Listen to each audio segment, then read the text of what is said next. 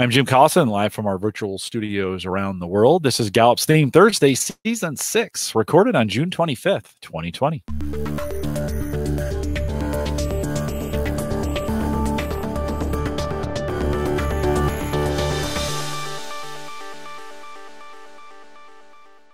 Theme Thursday is a Gallup webcast series that dives deep in the CliftonStrengths theme, one theme at a time. This season, based on developing teams and managers with CliftonStrengths, and today's theme is Includer. If you're listening live, love to have you join us in our chat room. Actually, on the live page, there's a link right above me to that YouTube instance. Sign into the chat. Know that you are there. If you're listening after the fact and you have a question, always email us, coaching@gallup.com. And if you're listening on YouTube, go ahead and like and subscribe down below. It just kind of helps us get discovered. It is good on YouTube. And if you want to kind of advance strengths that way, it's very, very helpful. And of course, in any podcast app, you can just search Gallup Webcasts. Micah Librant is our host today. She's a senior workplace consultant with me here at Gallup. Micah, always great to see you. Welcome to Nebraska. Thank you. It's great to be here and great to be here in the shared space. I'm pretty excited about what we're doing this season. It is going domain by domain and really getting to understand and I think swim through the variance between every theme to answer the question, not just what is it that they do, but how do they do it? So we're in relationship building today, and we get to say, how does Includer help a team with this relationship building domain? So really is about the idea of how do we create stronger teams by strengthening all the themes involved. I hope by the end of our session today, you don't just say, oh, Includer, relationship building, but you can say, Includer, here's how they contribute to a strong team. And we're going to use the 5 truths of strong teams that you can read a little bit more about in strengths-based leadership. But these 5 truths are something that we've come to notice set really exceptionally strong teams apart from others. So let's do this. We'll dive in to Includer across these 5. It's not scientifically connected, but it does offer, I think, a really great, consistent platform for us to more deeply understand this theme. The definition of Includer, the short one, is you accept others. You show awareness of those who feel left out, and you make an effort to include them. And the first truth that we're going to explore Includer through is that conflict does not destroy strong teams because strong teams focus instead on results. Micah, I've noticed for me as we've been going through the relationship building themes, oftentimes those themes don't lend themselves to this idea of being result oriented. They're kind of relationship oriented. I don't think we always make that connection between our relationships and results. So how do we, in high Includer, focus on results? So I think they'll see the value in incorporating everyone's individual results and motivations when they consider a group and where the group wants to go. So to inspire someone with dominant Includer to focus on results, you can do 2 things. First, you could ask them to educate the group on the individual goals that exist of every member. Second, you could focus on results that benefit everybody. So sort of 2 ways to really light up that Includer talent. But really the truth that we're talking about here is about not just results, but the fact that results are more valuable than internal team conflict. So perhaps one unique value that Includer contributes to this team is that ability to naturally spot where people are coming from, especially when it's outside the gravitational pull of the whole team, and make room for those differences in a way that feels comfortable and integrated. And again, we wouldn't think of Includers necessarily tracking that progress, but I think it's important that they do. How would they do that? I mean, everybody tracks progress, right? Yeah, It probably shows up for Includer. They're not just tracking their own scores or their own milestones, but they're also curious about how other people are doing. So they might be great at helping your team consider what we are doing better together, how we could be incorporating different ideas, different people, or further expanding our perspectives as part of an effort to progress toward creating those results that we all want to accomplish together. No, that's great. Let's look at truth number 2. It's that strong teams prioritize what's best for the organization and then move forward. And how does someone with Includer focus on the larger goal or purpose rather than just their own? I think if you set this up as a challenge for Includer, it could be an opportunity for them to assert their their influence here. You could say, okay, how do we include the idea of the whole organization, knowing that that is our charge in order to strengthen our team? Includer, I think, in some ways helps expand our focus beyond just what's our team doing to what are other teams doing, what is the entire organization doing. It might be that someone with includer focuses on the goals of people who are excluded within that team. If you have somebody with strong includer on your team, feed that talent by asking them to partner more intentionally with teams outside of your own. I think about that as they can kind of create a collaborative bridge. And once that happens, ideas and innovation and perspectives can flow more openly in both directions across that bridge. Yeah, and I love that idea of includers focusing not on the benefit for me, but the benefit for we. Yeah. In that setting, right? Looking beyond themselves, how would someone, or what would inspire someone with includer to take action then? When they see someone being excluded or marginalized, they'll make an effort to even the playing field or expand the circle. They tend to have, I mean this in a really positive way, but it's going to sound a little bit provocative. They tend to have a very shallow entry to social connection. What I mean by that is it doesn't take very much for them to extend an invitation. And that can mean, hey, you can sit here or, come on in and see what our team is working on. Or, hey, we don't know you and we want you to be part of it. In some ways, I think action for somebody with includer is inspired simply by the opportunity to create a social connection. You might find that includers are best among larger groups of people. They might also be really great one-on-one, but the common theme is their ability to make other people feel like they are part of the whole very quickly and very authentically. Yeah, we should quote that, feel like they're a part of the whole. Like, I think that's with a W. Yeah. Correct. I guess context would matter. Let's look at number 3. Members of strong teams are as committed to their personal lives as they are to their work. So how does includer show up in someone's personal life? They're quick to extend a hand to invite people. It might feel like they have, they don't really have social walls. I'd say maybe they have social like speed bumps. Basically, everyone gets in. They're quick to notice when someone is being excluded.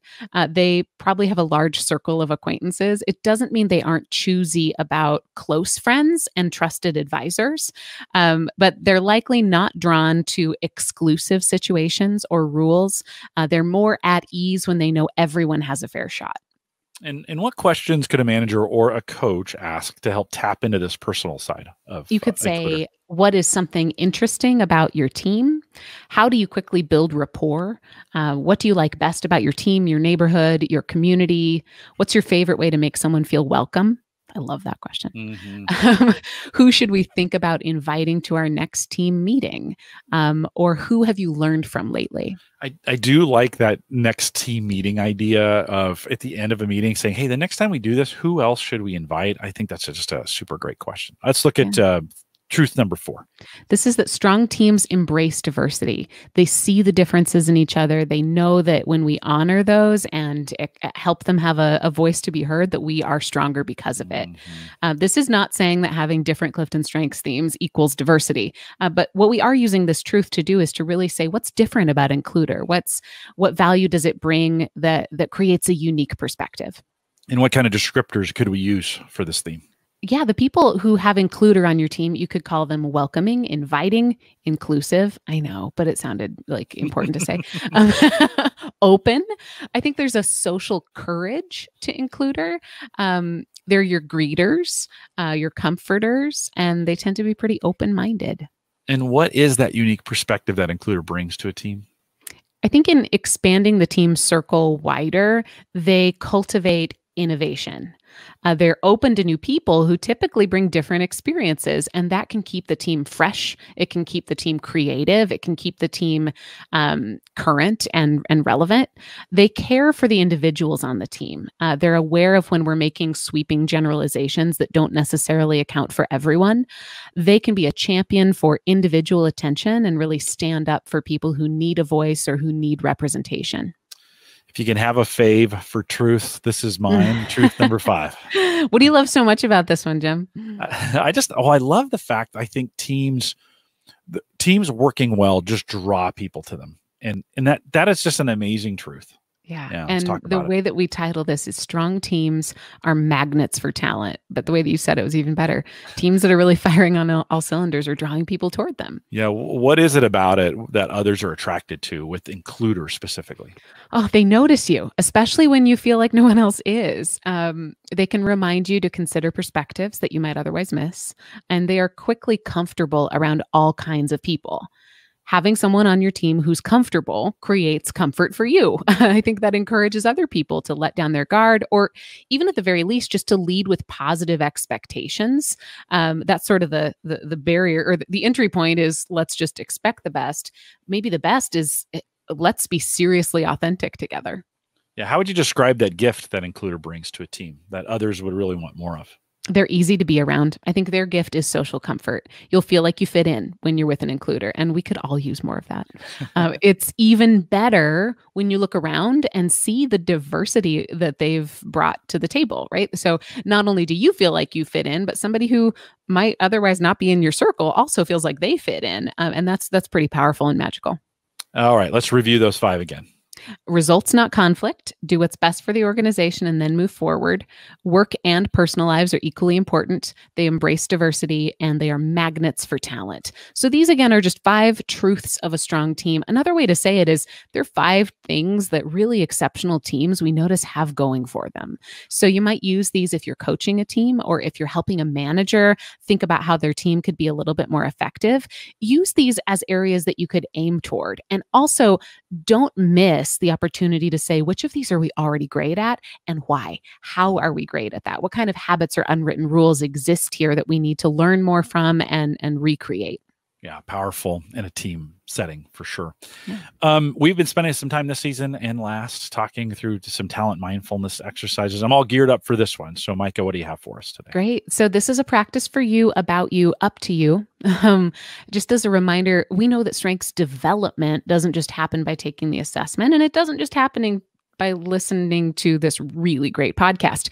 It takes purposeful focus on the best ways that your talent shows up in the world. So talent mindfulness is a practice to help you remain in the space of strength, but make it more about you and less about the specific theme we're talking about. Talent shows up all the time. Sometimes it shows up more obviously than others. Today, I want you to allow yourself a few minutes to reflect on a time in your recent memory. Let's say the past 10 days when you felt especially in the talent zone. So give yourself a moment. If you can, go ahead and close your eyes, relax your shoulders, maybe shake out your wrists and just feel your tension melt away a bit. I'd like you to take 10 seconds just to slow down your breathing a bit.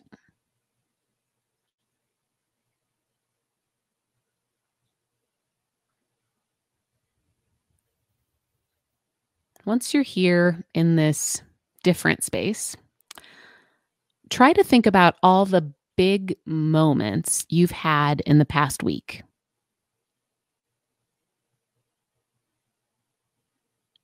When was a time you experienced success?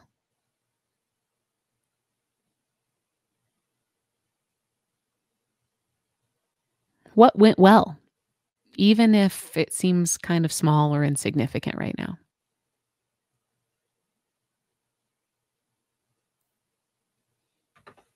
What was a time recently when you did something that you'd write down as being a win?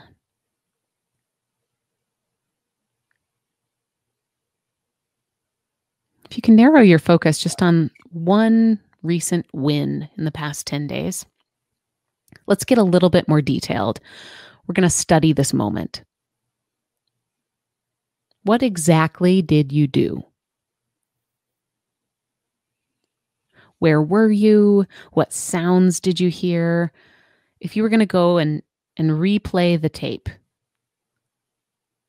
what would you notice?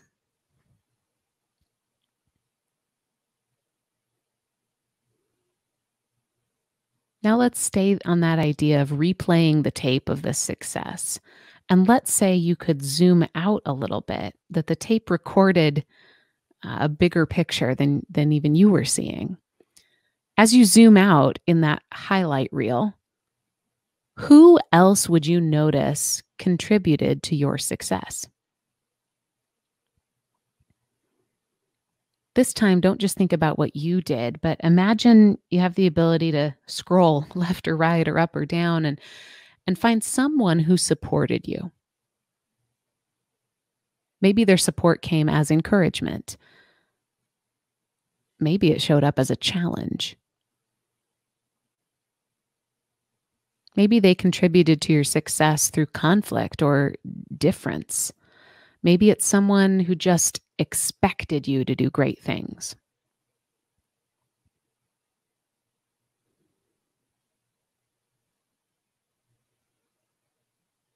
I'd like to help you narrow your focus even farther now, just to a few discoveries you'll carry with you today. I'm going to read you 2 very specific questions. You fill in the answers in your brain. And if you want later, you can replay this and write them down. Question 1. When you were successful recently, which of your talents was showing up best?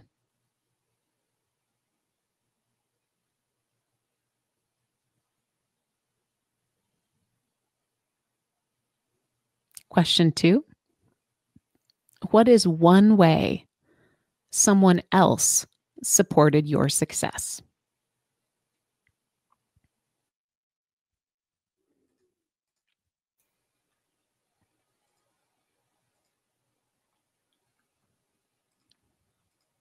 Sometimes that's all it takes. Mindful reflection on what works when it's working. That's your talent mindfulness for today. I'd love to hear some of those stories. Right? The success stories, like, we get sometimes we get so few of those moments that this is one of the things I've appreciated about this talent mindfulness, Micah, is you bring us to remember those things that are important. Like, and I think too often we let those moments pass by. I was spending some time last night on the deck with Sammy, my daughter. Many of you, if you listen long enough, you know her. She's a big Strengths fan. And she just thanked me for being a good dad. You don't get, when do you get that? Wow. Yeah, it was pretty great. It's pretty great. We've had an extended time together, during this pandemic, and she's been home and we've spent a lot of time together, and it's easy to let one of those things go by. It's just easy to kind of just think, oh, okay, you're welcome, whatever. Right. Yeah. But I think to sit down and really bring those moments back, those successful moments. And I think this can be in any theme. Talent mindfulness didn't dig in just on includer, although that's part of it. But I think it's important that we replay those successes, because we surely replay those failures a lot. And I think we have a good opportunity to replay those successes. So speaking of success, we'll remind everyone to take full advantage of all the resources we have available now in Gallup Access. Easiest way to access that, gallup.com/CliftonStrengths. And there's more resources than you can consume out there. So give it a try. I'd love to try to have you get to the end of the internet on that one. Gallup.com/CliftonStrengths. We've got a lot of stuff available for you out there as well. If you want to listen to us as a podcast, you can do that as well. Search Gallup Webcast on any podcast platform. If you're on YouTube, like and subscribe while you're out there. If you have any questions, send us an email, coaching@gallup.com. Join us on in Eventbrite to stay up to date on all the new programs that are coming out. We have a ton coming up for you. Head out to gallup.eventbrite.com. On Facebook, you can join us, facebook.com/group/calltocoach. And I think someone joined us already from just the last live show. So thanks for jumping in that Facebook group, and great conversations going on there. If you don't want to do Facebook, and that's okay, LinkedIn, search search Clifton Strengths Trained Coaches, and that will get you there as well. We'll get Micah back here for the mid show. And if they say thank you for joining us today, we'll be back with one more if you're listening live. And with that, we'll say goodbye, everybody.